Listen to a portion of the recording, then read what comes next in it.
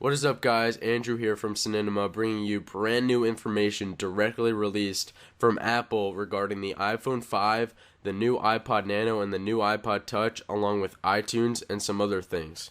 First off, let's start with the iPhone. The iPhone 5 is the new name of the iPhone. It's made out of glass and aluminum. It's only 7.6 millimeters thick, which makes it 18% thinner than the iPhone 4S, and in this case, the iPhone 4. It's 112 grams, 20% lighter, with a Retina display at 326 pixels per inch. The screen, however, is 4 inches, so it's bigger than the 3.5-inch screen on previous models. It's 640 pixels across, giving it a total pixelation screen size of 1,136 pixels by 640. And also, there's an extra row of icons now, so there's 5 on the screen, which is pretty neat. It has iMovie with it and GarageBand, which is cool.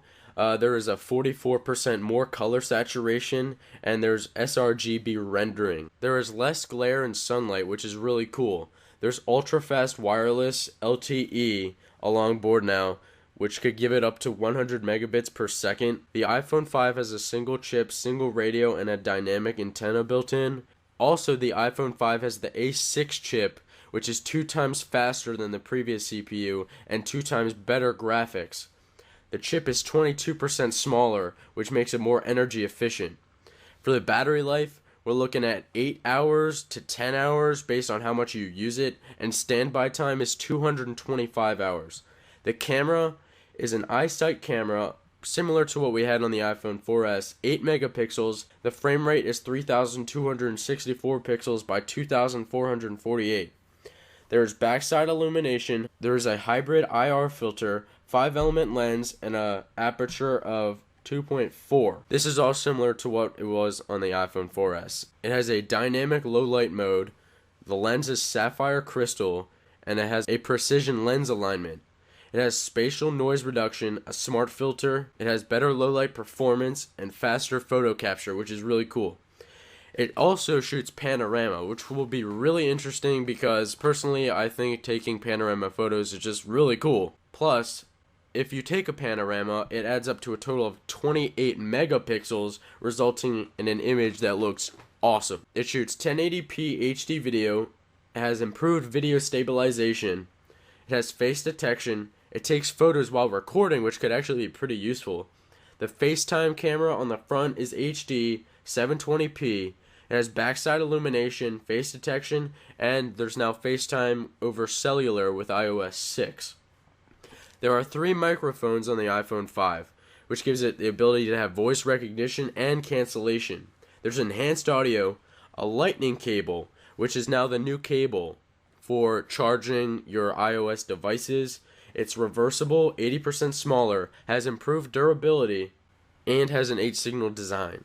There's now iCloud tabs, which you are allowed to share tabs from phone to computer, which could be really useful. There are also shared photo streams with iOS 6, and with Siri, you can now launch apps by voice, and there's Facebook integration along with iOS 6. As usual, there are 2 colors for the iPhone 5. There's the black, which looks really nice, and then there's the white, which also looks very nice. And get this, LTE, which is 4G, has the potential to be faster than Wi-Fi, which could be really cool. And plus, the screen resolution is closer to 16:9 ratio, which is widescreen, I believe, than ever, so that's cool. For a price, we have a price of $199 for a 16 gigabyte version, $299 for a 32 gigabyte, and $399 for a 64 gigabyte. So it's all similar to what we've seen in the past. Now, for a release date, we're looking at September 21st of this year. Now, iOS 6 is going to be coming out September 19th, so that's only about a week away, so that'll be really cool. Now on to some iTunes. The new iTunes 11 was also announced at the Apple event today, and there's a brand new user interface which looks really cool. There's a new mini player feature which allows you to you don't have to have iTunes up, so it's just like a little tiny screen on your computer that allows you to look at the album art, and it has like the basic music controls. And there's iCloud integration, of course, with everything that's coming out. And there's this up next feature in the actual iTunes that allows you to choose like what upcoming songs you want to listen to if it's basically, I guess, on shuffle. So that'll be cool to mess around with. And the new iTunes will be available late October. I mean, kind of far away, but it'll roll by eventually, which is nice. And now onto the new iPod Nano, 7th generation. Jesus. Okay. The new iPod Nano is 5.4 millimeters thick. So in this case, they like to say millimeters thin. So this is pretty freaking small. It's 38% thinner than the previous iPod Nano. It has volume controls on the side, along with a play, pause, forward, and back button, which will probably come into handy a lot. It's a multi-touch, so basically it's like combining the past two iPod Nanos and combining it together and making it 10 times better. There's a home button like there is on the iPod Touch and iPhone and iPad. There's a new user interface. It's 2.5 inches across, the display. The new iPod Nano comes in the basic multiple colors that you're all used to. It has a FM radio, a tuner, it has a DVR. You're able to look at photos and watch videos. It has a fitness and pedometer type application, so you don't need the Nike Plus. It has Bluetooth, I believe 4.0, and it has a Retina display, which is really cool actually. It along with the iPhone 5, it has the Lightning adapter, which is the smaller miniaturized version of what there is now. There is an estimated 30 hours of music time in the battery life. So now onto the iPod Touch, which is the 5th generation iPod Touch. It is just 6.1 millimeters thick, so that thing is going to be, fits right into your pocket easily, and it'll slide right in, and that's what she said. It's 88 grams thin. It has Retina display, as usual. It has the Lightning cable, just like the previous devices I've explained. It has a 4-inch display, just like the iPhone 5. It also has speakers. The video and gaming experience is going to be spot on. It has the A5 processor, which is upgrading to dual core.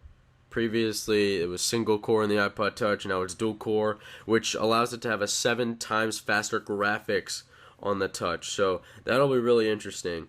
40 hours of music, 8 hours of video, which will be good. It has the iSight camera now, which is a 5 megapixel with an aperture of 2.4, a 5-element lens along with the same sapphire crystal lens. So basically it's the same kind of camera on the iPhone 5. It's just 5 megapixels instead of 8 megapixels. The panorama's there. It's got FaceTime HD 720p. It shoots 1080 HD on the back camera. Also, there's this new thing called an iPod Touch Bop, and it basically acts as a wrist strap, which they include, which comes in the same color as the iPod Touch that you buy. So that could be pretty useful because, if you think about it, a lot of people drop their iPhones and iPods and all the other stuff that they carry in their hands all the time. So, it'll be really good to be able to have a wrist strap, especially when you're like taking videos and pictures. So that'll be cool. It has Bluetooth 4.0. It has an AirPlay mirroring. And also another cool feature is that the iPod Touch is now going to have Siri in it, which is going to be, pretty popular. It comes in 5 colors, and the bracelets, like I said, are color coordinated to the iPod Touch color you buy.